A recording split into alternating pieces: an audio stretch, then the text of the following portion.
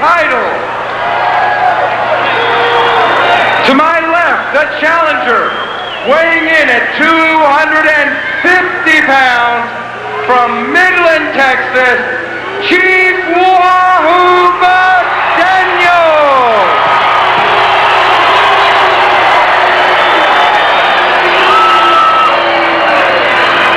The current National Wrestling Alliance NWA Heavyweight Champion from Charlotte, North Carolina, weighing in at 242 pounds, Nature Boy, Ric Flair.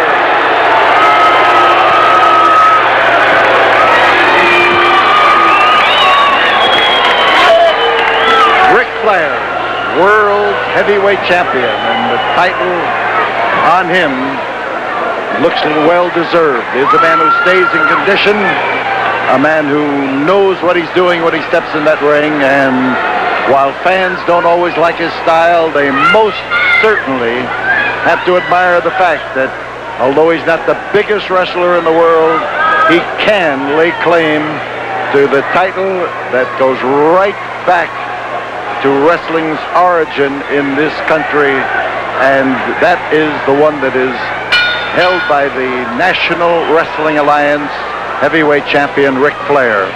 And in this case, Wahoo McDaniel, who is one of the toughest people ever to challenge for the title. Flair knows he's in for a battle, there's no question about it. Wahoo never comes out of that ring that doesn't give somebody the battle of their life, and he has an aggressive style mixed in with the fact that he is an Indian, that he is a former All-American football player, that he is a former professional football player. All of that sports background of his is well placed on the shoulders of Wahoo McDaniel, and he knows how to worry a champion. Right now, he has backed down Ric Flair. Ric Flair came in there with all the confidence in the world, and Wahoo just stared at him, looked at him, and then walked toward him, and Ric Flair decided that he'd better move. So as they pull and tug around on their feet, it is Flair with a side headlock, and Wahoo tries to get a well-balanced stance. He comes out with a Japanese arm lock and gets leverage that can take the champion off his feet, and does. So Flair on the canvas, and Wahoo McDaniel working on the arm bar.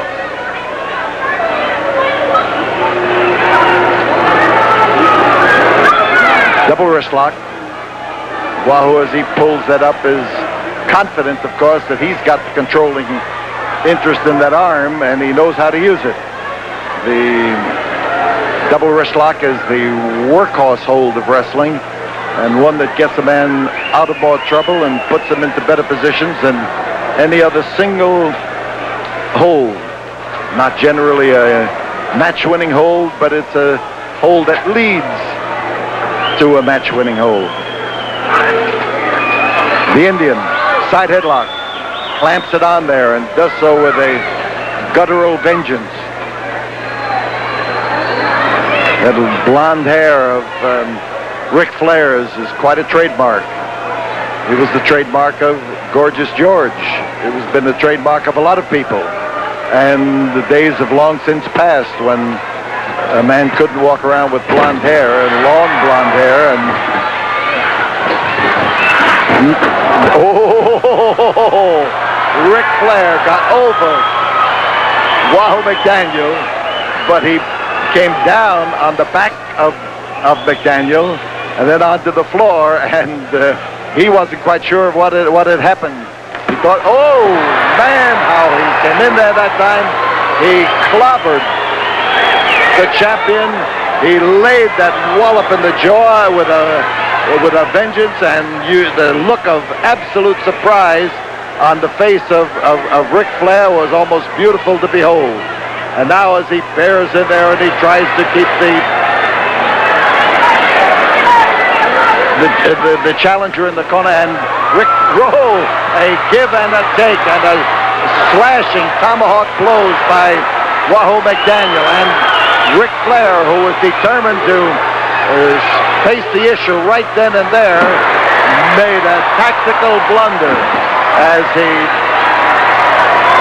comes off on the short end of the chopping and the tomahawk swinging, and now it's a reverse chin lock as Wahoo McDaniel gets into a position from behind where he can lean his weight into the world's heavyweight champion.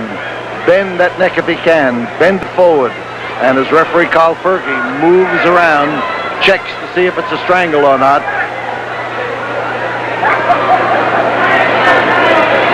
Now Ric Flair has moved so that it becomes a side headlock, and of course this takes a little bit different pressure. It hits at a different place, and it gives the man in whom it is held a little pressure where perhaps he can't stand it.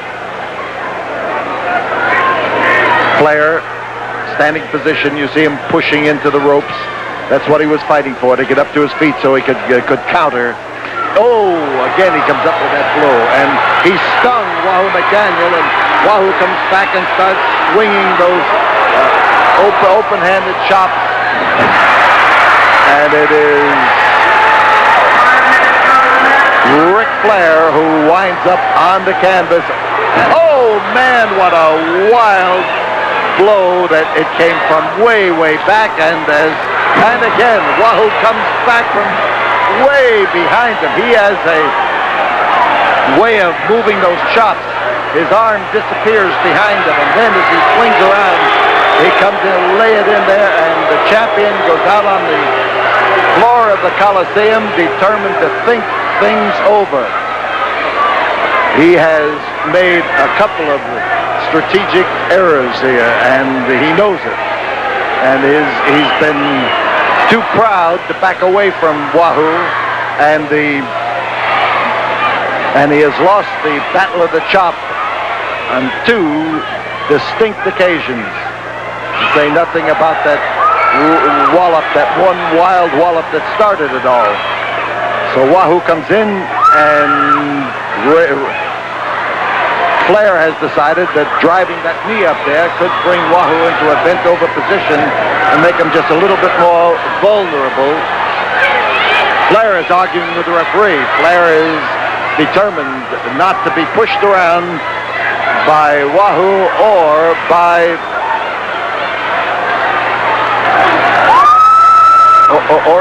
the referee, but Wahoo is having his problems. The last blows have been good ones for Ric Flair, and the referee wants Wahoo to get out of that corner.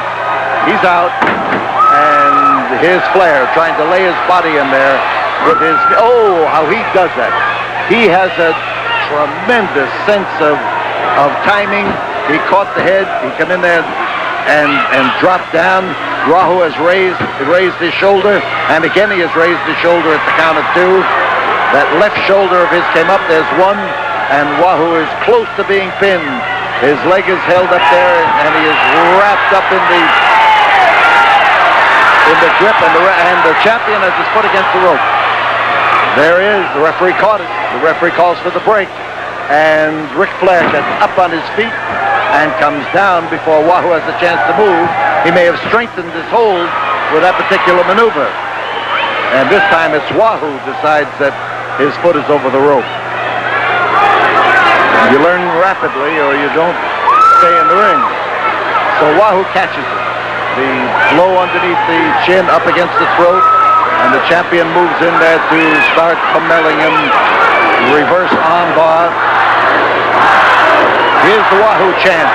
Listen to those fans as they scream for Wahoo.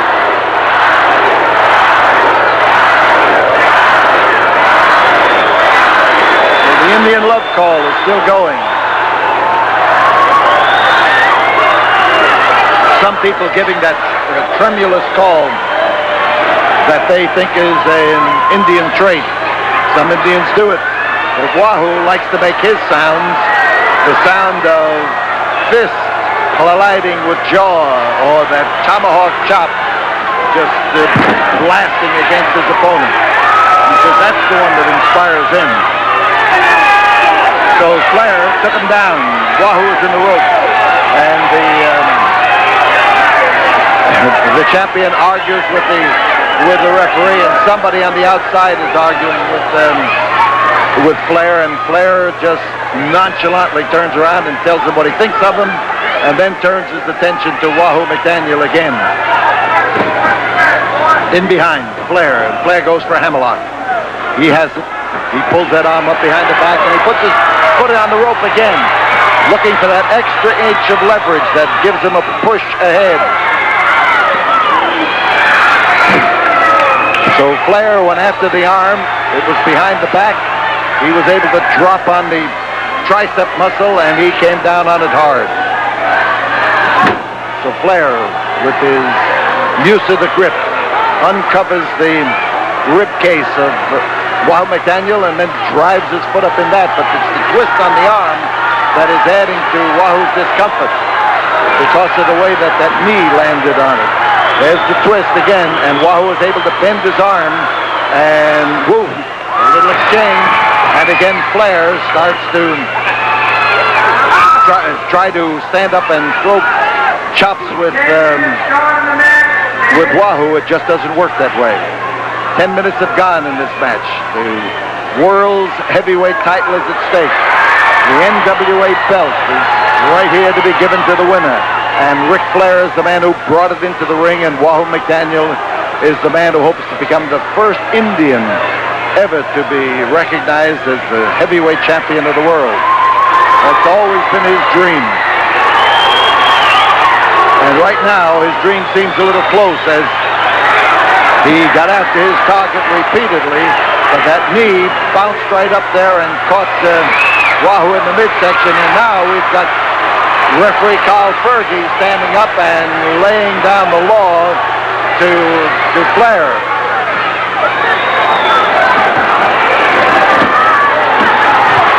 Oh, the best chop of the night.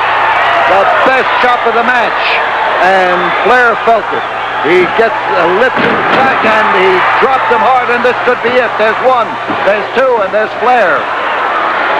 That's why he's champion.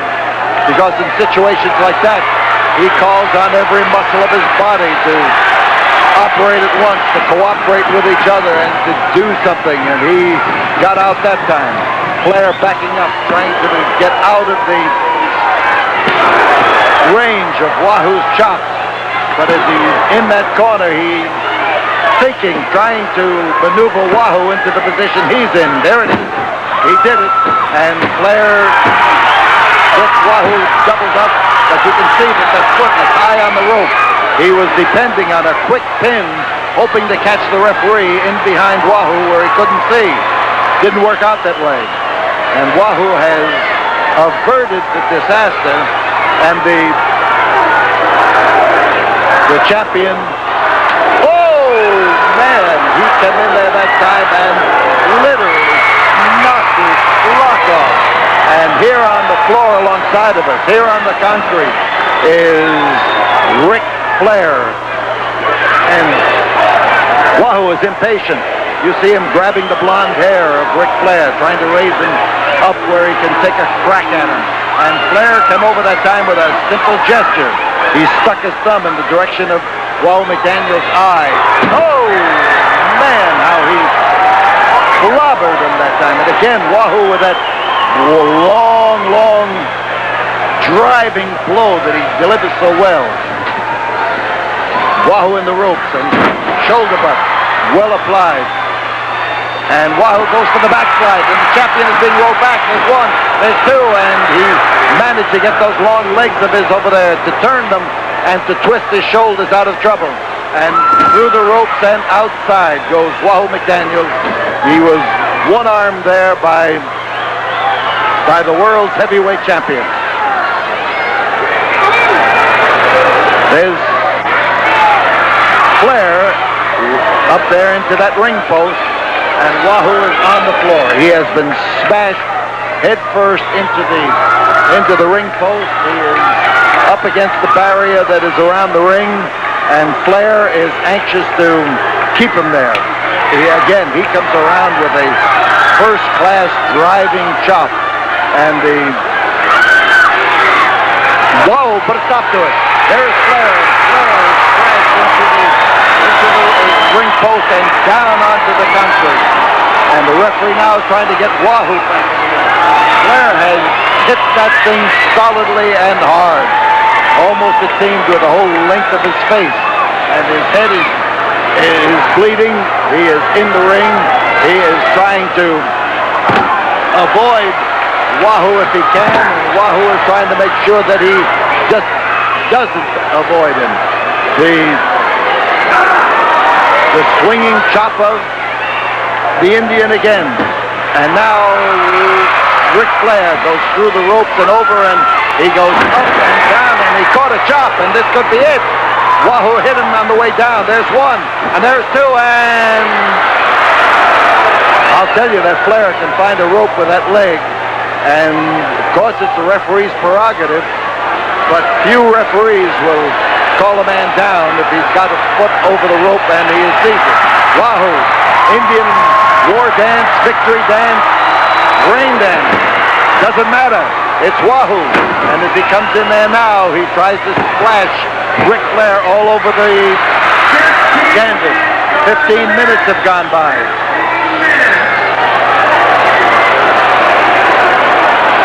He's going for a tight body drop, a beautiful maneuver. There's two, and there it is again. That foot over the ropes, and Wahoo has come close, but close counts only in horseshoes. And over the top rope goes the champion.